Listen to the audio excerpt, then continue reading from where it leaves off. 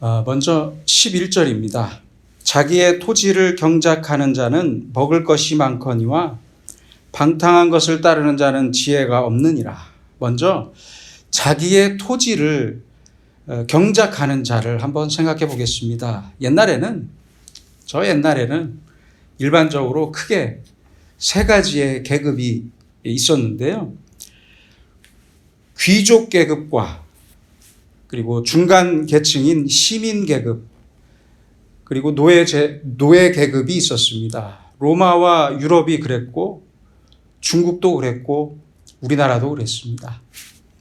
바로 이 중간에 시민 계급이 점점 커져서 마지막에는 오늘날과 같은 일반 시민이 되었는데, 오늘 말씀에서 말하는 자기의 토지를 경작하는 자는 바로 이 중간 계층인 시민 계급을 말하는 것이고요. 자기 토지를 직접 경작하는 자작농을 말합니다.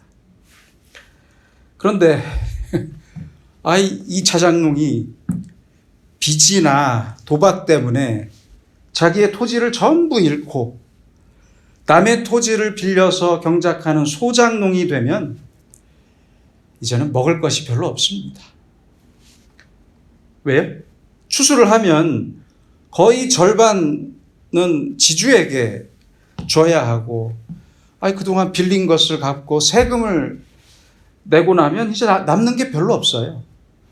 그래서 죽도록 일만 하고 소득은 거의 없게 됩니다. 굳이 먼 옛날을 생각하지 않아도 됩니다. 1945년 당시 우리나라의 소작농은 전체 농가 중에서 50.2%에 달했습니다. 어르신들 이야기를 들어보면 옛날에 토지도 많고 부자였던 사람이 일은 안 하고 술만 먹고 도박 좋아하다가 토지와 집을 전부 날린 사람들 얘기 들어봤잖아요. 그런 사람들이 있어요. 그래도 먹고는 살아야 하니까 자기 토지였다가 이제는 남의 토지가 된 그 땅을 빌립니다. 임대를 해요. 그래서 소작농이 되어서 수확량의 일부를 임대료로 주면서 농사를 짓게 됩니다. 그래서 많은 수고를 하지만 마지막에 내 손에 남는 게 별로 없어요. 그러므로 크든지 작든지 자기에게 맡겨진 토지를 소중하게 여기고 열심히 일을 해야 한다는 말씀입니다. 우리는 언제나 자기 토지, 자기에게 주어진 일을 귀중하게 여기고 소중하게 생각해야 합니다. 지금 내게 있는 것은 쳐다보지도 않고 다른 큰 것만 생각하면서 뇌물을 주고 출세하려고만 하고 주식이나 그렇죠? 도박으로 일확천금을 하려고 하는 사람, 벌고자 하는 사람, 일확천금을 벌고자 하는 마음, 불로소득을 얻고자 하는 마음은 당장 버려야 합니다. 언제나 자기 스스로 땀을 흘리면서 열심히 일하는 것이 아름다운 것입니다. 늘 잊지 마세요. 자기 토지를 만족하고 열심히 경작하는 마음, 자기에게 주어진 일을 가장 소중한 일로 알고 그 일을 위해 성실하게 지속적으로 수고하는 마음, 그게 가장 중요한 마음입니다. 그래서 오늘 성경은 말씀합니다. 자기의 토지를 경작하는 자는 먹을 것이 많거니와 방탕한 것을 따르는 자는 지혜가 없느니라. 오늘날에도 대단히 중요한 말씀입니다. 방탕한 것을 따르는 자, 자기의 토지는 경작하지 않고 중요하게 생각하지 않고 별 볼 일 없는 것으로 생각하면서 일확천금을 바라는 사람, 자기에게 주어진 일을 자기의 사명으로 생각하지 못하는 사람, 즉 자기의 토지를 소중히 생각하지 않는 사람은 결국 지혜가 없는 사람이라는 말씀입니다. 12절입니다. 악인은 불의의 이익을 탐하나 의인은 그 뿌리로 말미암아 결실하느니라. 이것은 앞서 말씀하신 11절 말씀을 보충하고 설명해 주는 말씀입니다. 악인은 자기 토지를 경작해서 양식을 얻는 그런 건전한 생활을 아주 지루하고 멍청한 일이라고 생각을 해요. 그렇죠? 그리고 불의의 이익을 탐합니다. 이 불의의 이익이 무엇입니까? 땀을 흘리지 않고 벌고자 하는 거예요. 또는 사기쳐서 버는 거예요. 사기쳐서. 더 생각해 보면 이렇게 불의의 이익을 탐하는 사람은 결과적으로 내가 돈을 버는 순간, 사기쳐서 불의한 일로 돈을 버는 순간 반드시 다른 사람에게 손해를 끼치게 됩니다. 내가 얻었다고 좋아할 때, 내가 파티를 할 때 다른 사람은 피눈물을 흘리게 만드는 거예요. 이런 이익을 탐하는 사람, 이 사람은 분명히 악한 사람입니다. 생각해 보세요. 비록 소득이 적더라도 다 같이 행복해야 되고, 비록 궁핍하더라도 정직하게 살아야 하고 화목하게 사는 것이 바로 의로운 것입니다. 그런데 불의의 이익을 탐하는 것은 다른 사람을 속이고 다른 사람에게 피해를 입히고 빼앗는 거잖아요. 이렇게 불의의 이익을 탐하는 사람, 이 사람은 악한 사람입니다. 악한 사람입니다. 한 가지 더 생각할 것이 있습니다. 그것은 바로 탐심입니다. 탐심, 탐욕. 이것은 하나님께서 내게 필요한 것을 주셨고 그 받은 것에 대해서 만족하는 마음이 아닙니다. 그렇죠? 필요 이상의 것을 탐하는 마음이에요. 이런 탐심도 악한 마음입니다. 반대로 의인은 그 뿌리로 말미암아 결실하느니라 라고 말씀합니다. 여기에서 뿌리라는 단어는요, 조상으로부터 물려받은 유업을 뜻합니다. 조상으로부터 물려받은 거예요. 그래서 의인은 불의의 이익이 아닌 자기의 그 뿌리, 그 유업을 만족하면서 결실을 얻는 사람입니다. 자기에게 주어진 일을 만족하고 성실하게 일하면서 그 결과로 살아가야 한다는 그런 말씀입니다. 13절입니다. 악인은 입술의 허물로 말미암아 그물에 걸려도 의인은 환난에서 벗어나느니라. 악한 사람은 말이 많아요. 그런 말 있잖아요. 말 길게 하면 사기꾼이라고. 그렇죠? 설교도 짧게 하는 걸 좋아해요. 그래서 저는. 악인은 입술의 허물로 말미암아 그물에 걸립니다. 악한 사람은 이 말 저 말 많이 하고 거짓말을 너무 쉽게 합니다. 결국 자기 말 때문에 화를 당하게 되지만 반대로 의인은 그 입술을 지켜서 환난에서 벗어난다는 말씀입니다.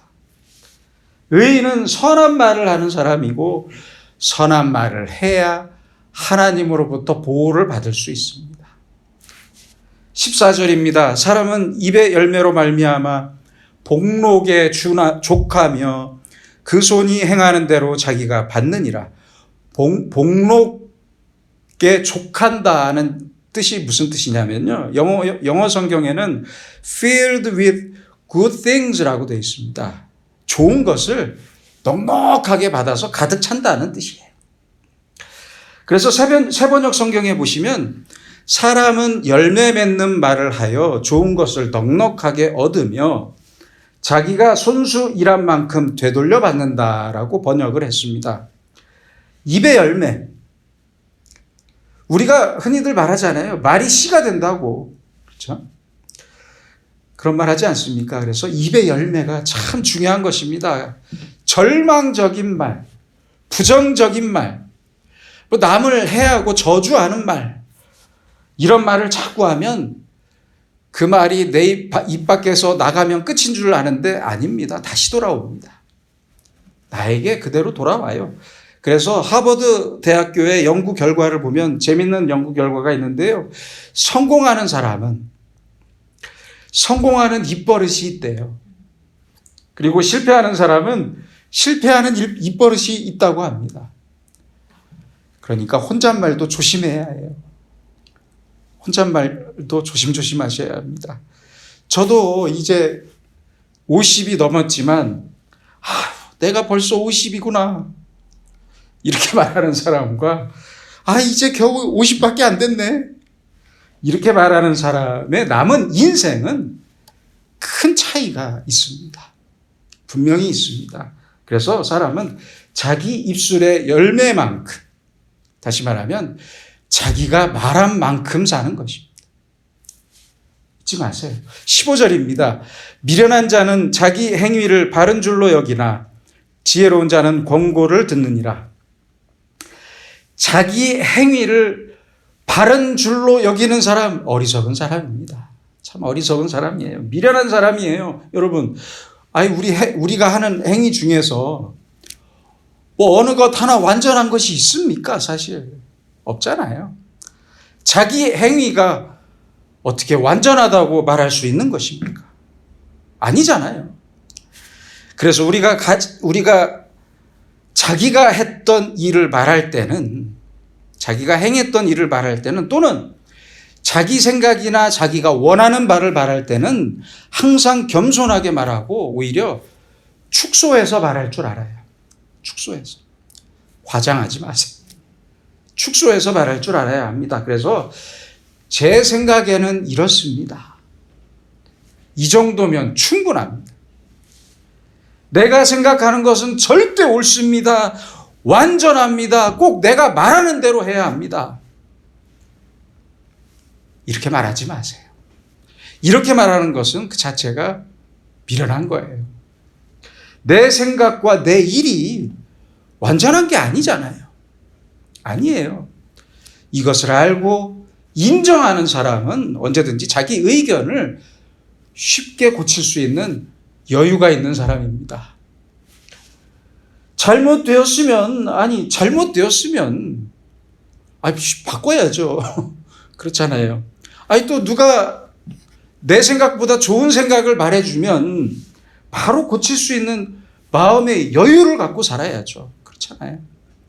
그렇게 살아야 합니다. 심지어는 잘못된 줄 알면서도 고집을 부리는 사람들이 있어요. 이른바 똥꼬집입니다. 똥꼬집.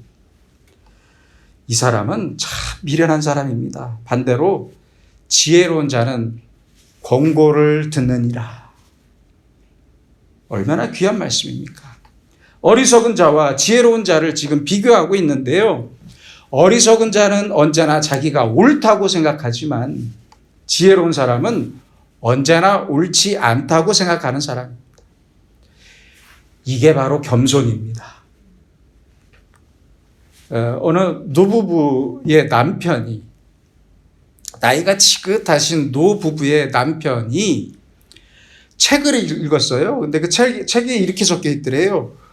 5m 뒤에서 아내를 불렀는데 대답이 없으면 조금 늙은 것이고, 2m 뒤에서 불렀는데 대답이 없으면 많이 늙은 것이고, 바로 뒤에서 불렀는데 대답이 없으면 심각한 상태다? 라는 글을 읽고 아내와 길을 가다가 5m 뒤에서 여보 오늘 저녁 메뉴가 뭐야? 라고 물었는데 아내가 대답이 없더래요. 깜짝 놀랐어요. 그래서 2m 뒤에서도 물어봤는데 대답이 없고 바로 뒤에서 물어도 대답이 없었습니다. 그래서 내 아내가 이제 완전히 늙어버렸구나 이렇게 생각한 남편은 저녁을 준비하는 아내가 불쌍해서 뒤에서 꼭 안아주면서 또 한 번 물었답니다. 여보 오늘 저녁 메뉴가 뭐야? 그랬더니 아내가 말합니다. 수제비라고 수제비. 내가 몇 번을 얘기해. 이 할아방구야. 여러분 항상 돌아봐야 합니다. 지금 내 귀가 완전히 닫혀 있지는 않습니까?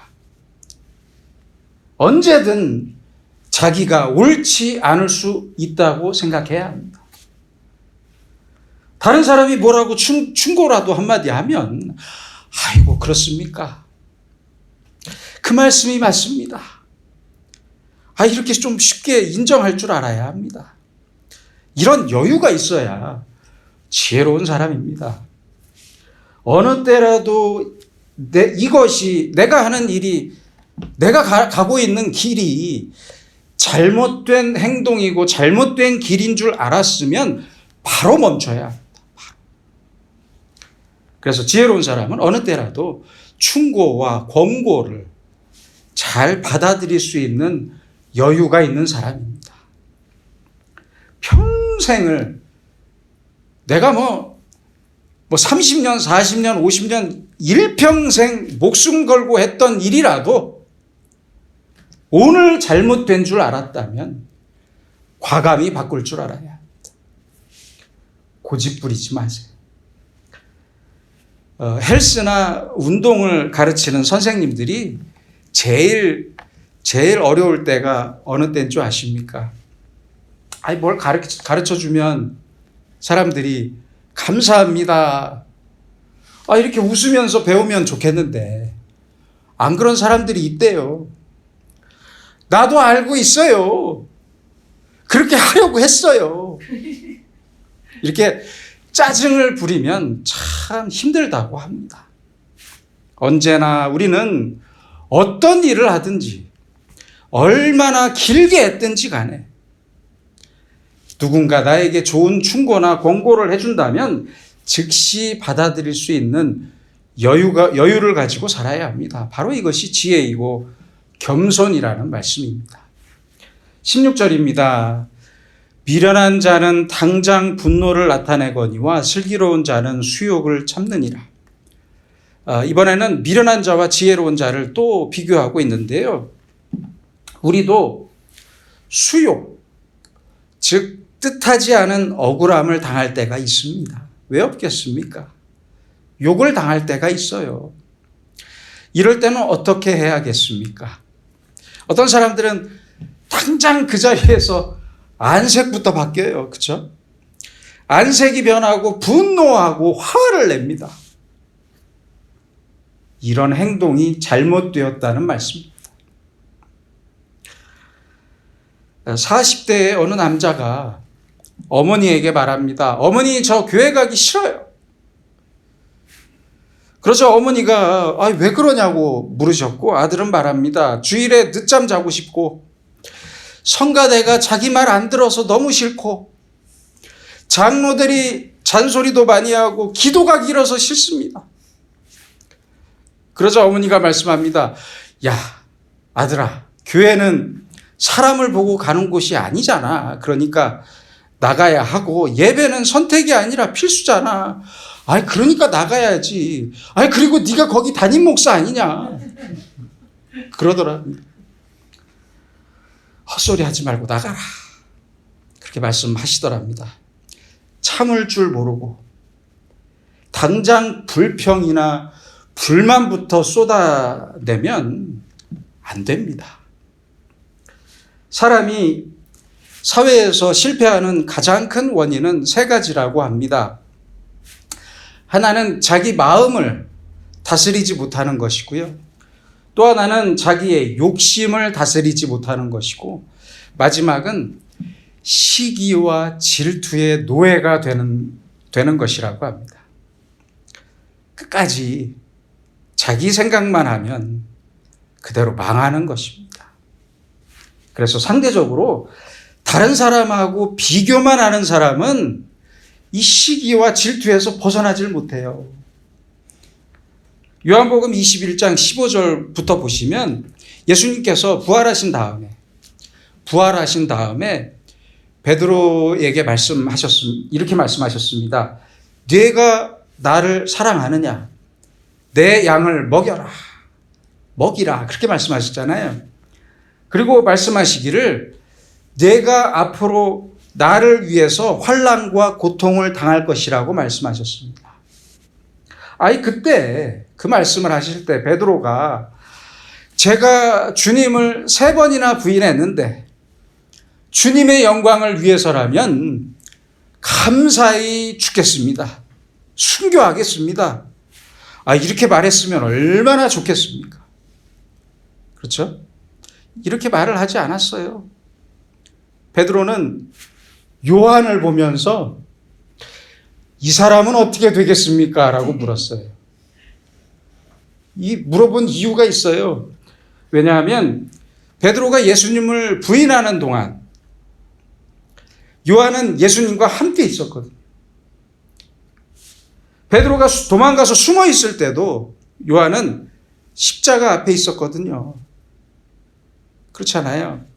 그걸 베드로가 알고 있었어요. 그래서 질투심에, 시기심에 요한은 어떻게 될까요? 하고 물었던 거예요. 이에 대해서 예수님께서 아주 딱 잘라서 말씀하십니다. 내가 올 때까지, 내가 다시 이 땅에 올 때까지 그를 머물게 하고자 할지라도 네가 무슨 상관이냐? 무슨 상관이냐 네가? 여러분, 다른 사람들하고 나하고 무슨 상관이 있습니까? 아무 상관없습니다. 나의 진실은 오직 하나님과 나와의 1대1의 관계 속에 있습니다. 그걸 잊지 마세요. 남이 어떻게 될지 신경 쓰지 마세요. 하나님과 나와의 관계 속에서 내가 어떻게 살고 있는가? 내가 얼마나 정직하고 바르게 살고 있는가? 이걸 생각하고 물어야죠. 다른 사람이 잘 되면 배가 아프고, 다른 사람이 잘못되면 왜 소화가 잘 되는 것입니까? 그렇잖아요. 그러지 마세요. 남이야 어찌 되었든 나는 하나님 앞에, 내가 하나님 앞에 정직하게 살면 됩니다. 그게 중요한 거잖아요.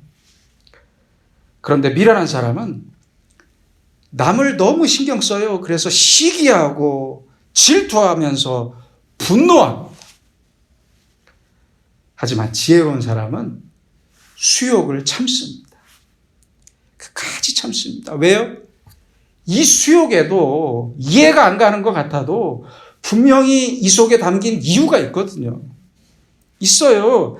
내가 왜 이런 수욕을 당해야 하는 것입니까? 내가 억울한 고통을 당하도록 하나님께서 내버려 두시는 이유가 무엇입니까? 이것을 물어야 합니다. 이것을 묻는 사람이 지혜로운 사람이라는 말씀입니다. 그러니까 이제 분노를 멈추고 이 수욕 속에 담긴 의미를 찾는 사람이 지혜로운 사람입니다. 다른 사람만 생각하면서 비교하고 다른 사람과 나를 비교하고 끊임없이 비교하면서 시기나 질투할 것이 아니라 왜 나에게는 수욕을 주시고 저 사람에게는 왜 평안을 주셨습니까? 이것을 끝까지 생각할 필요도 없고, 그렇죠? 비교할 필요가 없어요. 나는 왜 병들었고 저 사람은 왜 건강한 것입니까? 궁금해하지 마세요. 그게 왜 궁금합니까? 알 필요 없어요. 나는 망했는데 왜 저 사람은 성공한 것입니까? 묻지 마세요. 알 필요 없어요.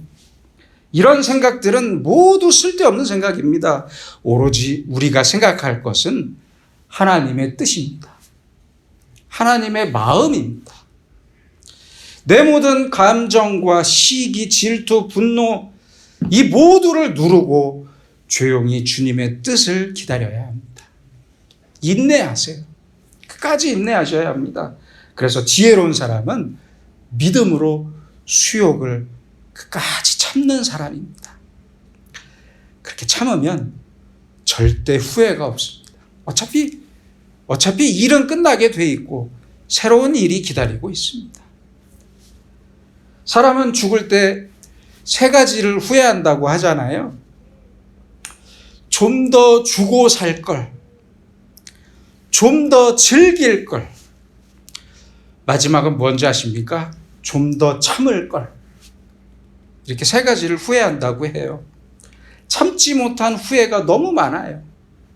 하고 싶은 말도 이제는 좀 참으시고, 분노도 참으시고, 수욕도 참으시고, 억울함도 열심히 참으시면서 우리가 해야 할 일은 딱 한 가지입니다.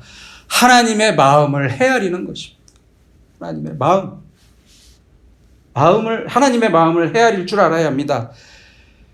다른 사람들에게 분노할 필요가 없어요. 누가 나를 어떻게 말하든지 상관할 필요가 없어요. 아니, 뒤에서 다른 자가 빵빵 된다고 신경 쓰지 마세요. 그런 거 신경 쓸 필요 없습니다. 하나님과 나와의 관계가 가장 중요하기 때문입니다. 그래서 어리석은 사람은 즉시 분노를 나타내지만 지혜로운 사람은 끝까지 잘 참고 견디는 사람입니다. 하나님께서는 이 사람의 마음과 그 인내를 분명히 알고 계시고 이 사람에게 반드시 위로와 사랑과 큰 은혜를 베푸시고 복을 내려주십니다. 기도하겠습니다. 거룩하신 아버지 하나님, 날마다 우리에게 주님의 지혜를 허락해 주시옵소서. 나에게 주어진 일과 이 자리, 내 토지를 감사하고 소중히 여기면서 최선을 다하게 하시고 아주 잠깐이라도 불의의 이익이나 필요 이상의 것을 더 갖고자 하는 탐심과 탐욕을 물리쳐 주시옵소서. 또한 주님의 겸손을 허락하셔서 언제나 겸손히 말하며 열매 맺을 말을 하게 하시고 내가 하는 일이나 이룬 일을 자랑하지 않게 하시고 내 생각과 내 행동만이 옳다는 자만에 빠지지 않게 하옵소서. 그래서 내 귀를 열어 다른 사람의 충고와 권고를 쉽게 받아들이게 하시고 내가 모욕을 당하더라도 하나님의 지혜를 따라 항상 분노를 버리고 조용히 기다리고 인내하면서 주님의 마음을 깊이 헤아릴 줄 아는 사람으로 살면서 주님께서 주시는 은밀한 위로와 사랑과 복을 누리는 주님과 가까운 사람으로 살게 하여 주시옵소서. 예수님의 이름으로 기도드립니다. 아멘.